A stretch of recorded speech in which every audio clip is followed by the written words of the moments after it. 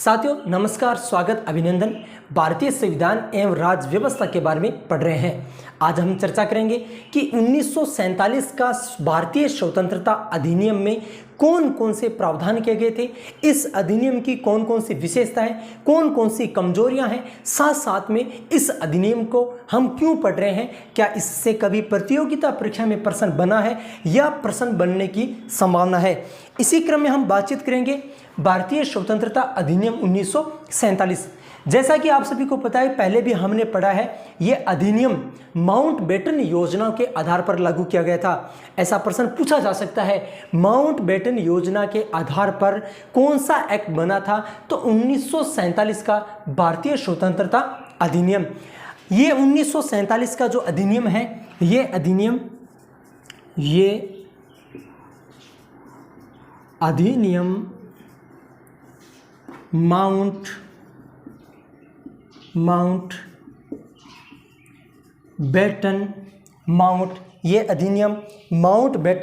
योजना के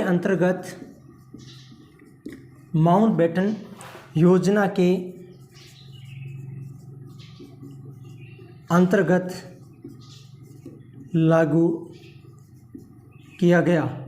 तो ये हमारा पहला प्रश्न बन गया कि 1947 का भारतीय स्वतंत्रता अधिनियम 1947 का किस योजना के आधार पर लागू किया गया? तो वो योजना थी माउंटबेटन योजना के आधार पर लागू किया गया था। जैसा कि आप सभी को पता है, उस समय जब भारत आज़ाद हुआ था, उस समय भारत में अंग्रेजों की ओर से सबसे बड़ा जो पद था वो था भारत का वायसराय। तो इस अधिनियम के माध्यम से भारत के वायसराय पद को समाप्त किया गया था। ऐसा प्रश्न पूछा जा सकता है कि भारत का वायसराय पद का प्रावधान किस माध्यम से किया गया था और इस पद की समाप्ति किस अधिनियम के माध्यम से की गई थी। तो हम ये लिख सकते हैं, इस अधिनियम के तहत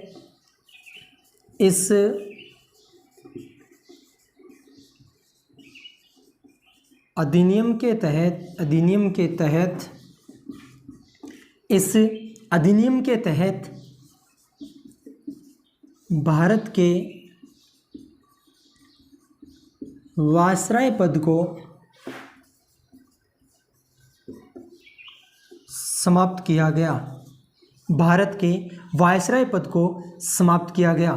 अब आप कहोगे कि वायसराय पद को आपने समाप्त तो कर दिया, लेकिन इस भारत के वायसराय के पद पर कोई नया पद लेके आए हो या नए पद का प्रावधान किया गया था? तो आप सभी को पता है, उस समय भारत देश बन रहा था, उस समय एक पाकिस्तान देश बन रहा था और यह तय हो चुका था कि भारत के टुकड़े होने निश्चित हो गए थे।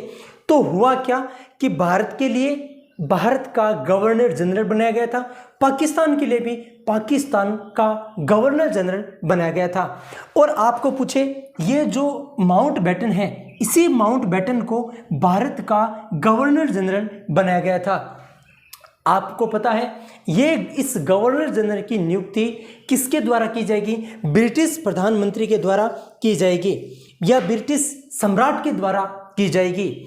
तो हुआ ऐसा कि हम यहाँ लिख सकते हैं कि इस अधिनियम के तहत भारत के वायसराय के पद को समाप्त किया गया।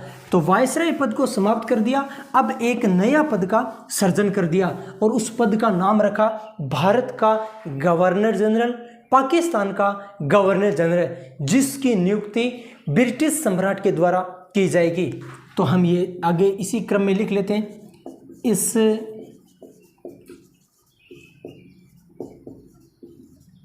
अधिनियम के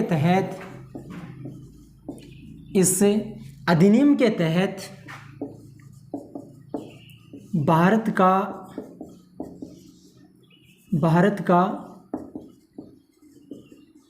गवर्नर जनरल व पाकिस्तान का गवर्नर जनरल का प्रावधान किया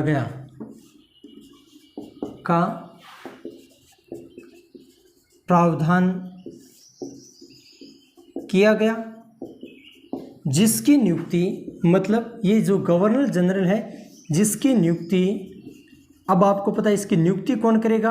ब्रिटिश सम्राट, जिसकी नियुक्ति ब्रिटिश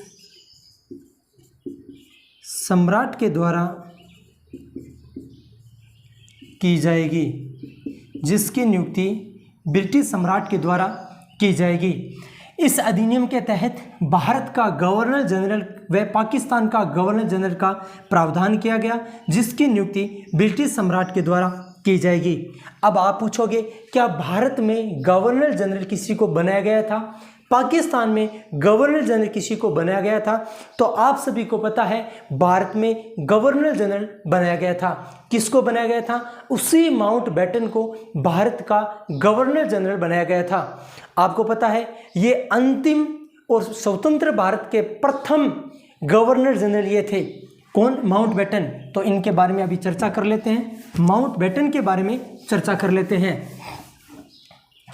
तो लिख लेते हैं, माउंटबेटन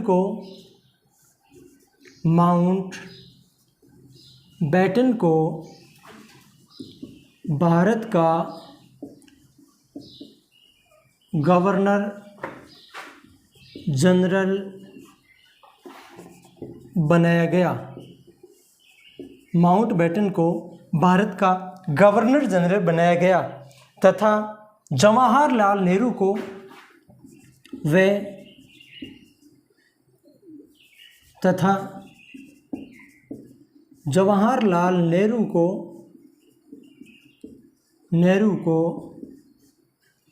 भारत का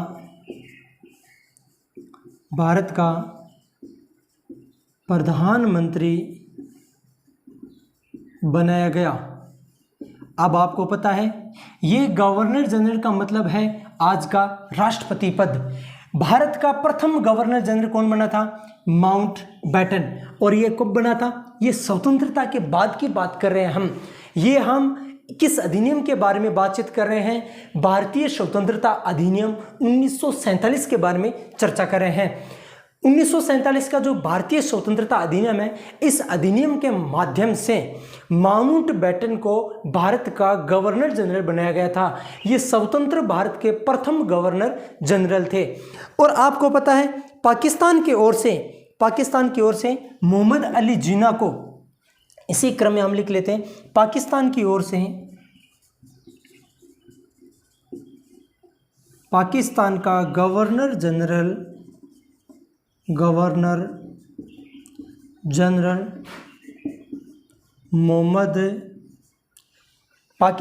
गवर्नर जनरल मोहम्मद अली जिन्ना को व प्रधानमंत्री किसको बनाया था? लियाकत अली को बनाया गया। लियाकत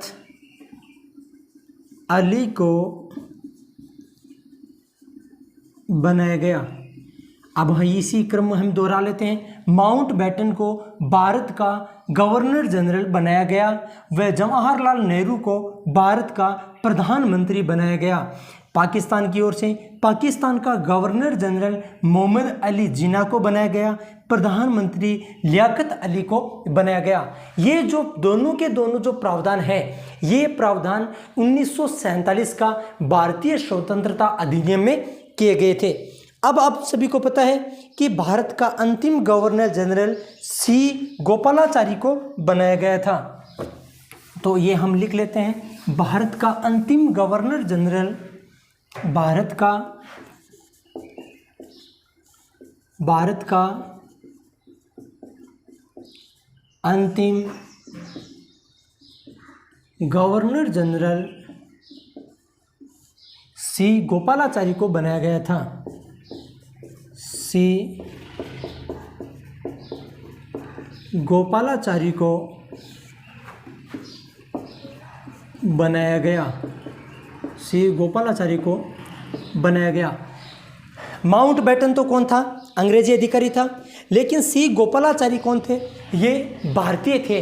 तो ऐसा प्रश्न कैसे पूछा जा सकता है? हमें प्रश्न को ध्यान में रखना है कि स्वतंत्रता के बाद में सबसे पहले गवर्नर जनरल किसको बनाया गया था? तो स्वतंत्रता के बाद में सबसे पहले गवर्नर जनरल माउंटबेटन को बनाया गया था। लेकिन पूछे स्वतंत्रता के बाद में स्वतंत्रता के बाद में सबसे पहले भारतीय गवर्नर जनरल कौन थे? ओ भैया, भारतीय गवर्नर जनरल सी गोपालाचारी थे। ये भारतीय अंतिम मानो, ये प्रथम भारतीय मानो, या एकमात्र भारतीय मानो? ये एकमात्र भारतीय है, ये प्रथम भारतीय है, ये अंतिम भारतीय है जिनको क्या बनाया था? गवर्नर जनरल बनाया गया था। अब हम बातचीत करेंगे इस अधिनियम के माध्यम से कौन कौन से प्रावधान किए गए थे।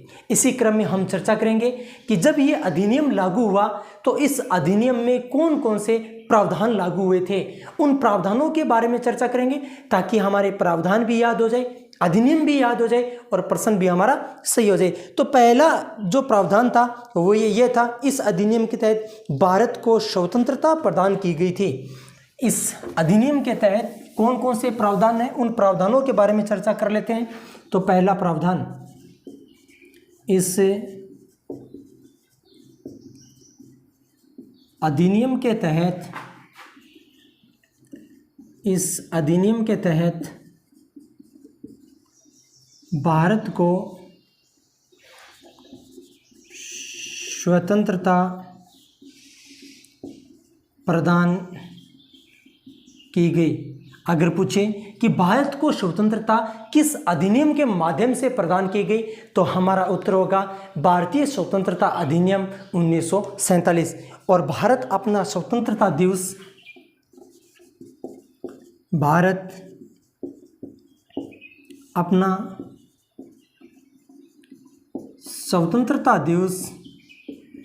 कब मनाता है? 15 अगस्त को मनाता है।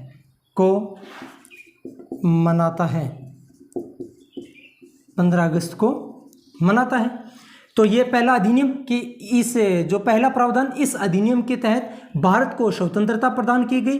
भारत अपना स्वतंत्रता दिवस 15 अगस्त को मनाता है। इसी क्रम में दूसरा हम बातचीत करेंगे, ब्रिटिश सरकार की ओर से भारत के लिए ये अंतिम अधिनियम बनाया गया था। अगर आपको प्रश्न पूछे कि ब्रिटिश सरकार की ओर से भारत के लिए अंतिम अधिनियम कौन सा था, तो 1947 के बाद में ब्रिटिश सरकार की ओर से कोई अधिनियम नहीं बना। ये लास्ट अधिनियम, ये अंतिम अधिनियम माना जाता है। तो हम इसी क्रम में बातचीत कर लेते हैं। ब्रिटिश सरकार की ओर से नंबर 2 प्रावधान, ब्रिटिश सरकार की ओर से भारत के लिए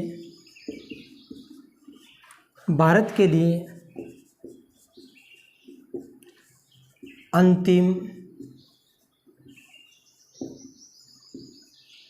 कानून था। अब आप सबको पूछे कि ब्रिटिश सरकार की ओर से भारत के लिए अंतिम कानून कौन सा था, तो हम बातचीत करेंगे नंबर 3। नंबर तीसरा जो हमारा जो प्रावधान है, वो प्रावधान ये कहता है कि जब तक संविधान सभा के द्वारा नए संसद का गठन नहीं कर लेता है, तब तक संविधान सभा संसद के रूप में काम करेगी। मतलब संविधान सभा जो संविधान सभा संविधान का निर्माण कर रही थी, मतलब संविधान सभा संविधान का निर्माण कर रही थी, और उस संविधान सभा के द्वारा जब तक नई संसद का गठन नहीं होता है, तब तक ये संविधान सभा ही संसद के रूप में काम करेगी। मेरा कहने का मतलब ये है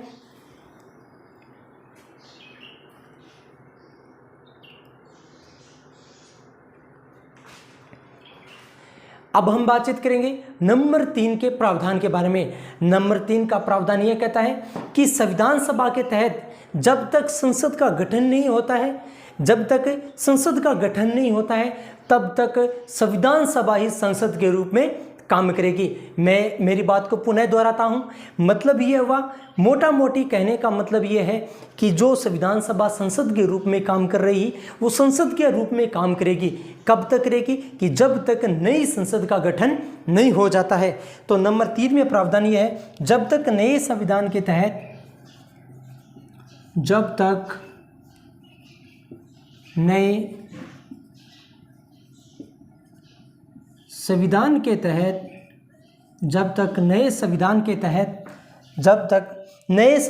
तहत संसद का गठन नहीं होता, जब तक नए संविधान के तहत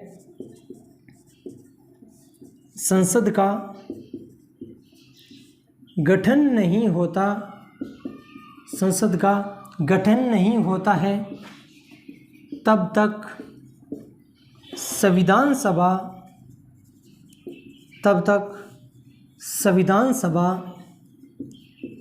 संसद के रूप में कार्य करेगी, संसद के रूप में कार्य करेगी। मोटा मोटी जो कहने की बात यह है कि संविधान सभा संसद के रूप में काम कर रही है। कब तक करती रहेगी? जब तक नई संसद का गठन नहीं हो जाता है। अब ये रही बात नंबर जो 4 का जो प्रावधान है वो महत्वपूर्ण प्रावधान माना जाता है। प्रावधान में ये कहा गया कि दोनों देश भारत व पाकिस्तान जब तक अपने नए संविधान का गठन नहीं कर लेते हैं तब तक देश की शासन व्यवस्था 1935 के भारत शासन अधिनियम के माध्यम से चलाएंगे। मैं मेरी बात को पुनः दोहराता हूं, मैं ये कह रहा हूं कि दोनों देशों के लिए ये प्रावधान किया गया था। भारत के लिए भी यही प्रावधान किया गया था, पाकिस्तान के लिए भी यही प्रावधान किया गया कि आप दोनों देश संविधान सभा के द्वारा संविधान का गठन करें और जब तक नया संविधान नहीं बनता है तब तक अपने देश का शासन व्यवस्था, अपने देश की शासन व्यवस्था 1935 के भारत शासन अधिनियम के माध्यम से संचालित करें। तो नंबर 4 का जो प्रावधान है इस प्रावधानों के बारे में चर्चा कर लेते हैं। नंबर 4 का प्रावधान क्या कह रहा है? नंबर 4 का प्रावधान ये कह रहा है जब तक दोनों देशों की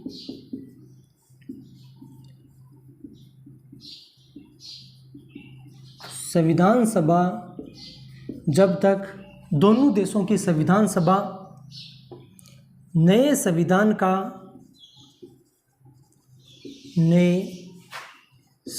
का निर्माण नहीं करती है तब तक दोनों देश शासन व्यवस्था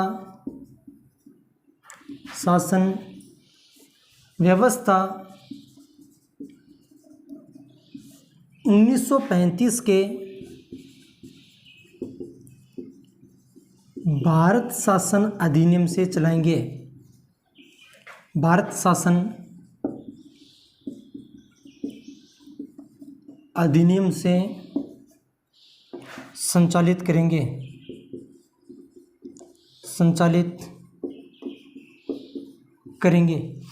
मतलब कहने का मतलब यह है कि दोनों देशों में नए संविधान के लिए संविधान सभा का गठन किया गया और संविधान सभा को यह कहा गया कि जब तक दोनों देशों में नया संविधान नहीं बनता है तब तक इन दोनों देशों में संविधान जो 1935 का जो भारत शासन अधिनियम था उसी अधिनियम के तहत आप देश की शासन व्यवस्था का संचालित करेंगे। इसी क्रम में हम बातचीत करेंगे नंबर 5 के प्रावधान के बारे में। इसी अधिनियम का जो नंबर 5 का जो प्रावधान है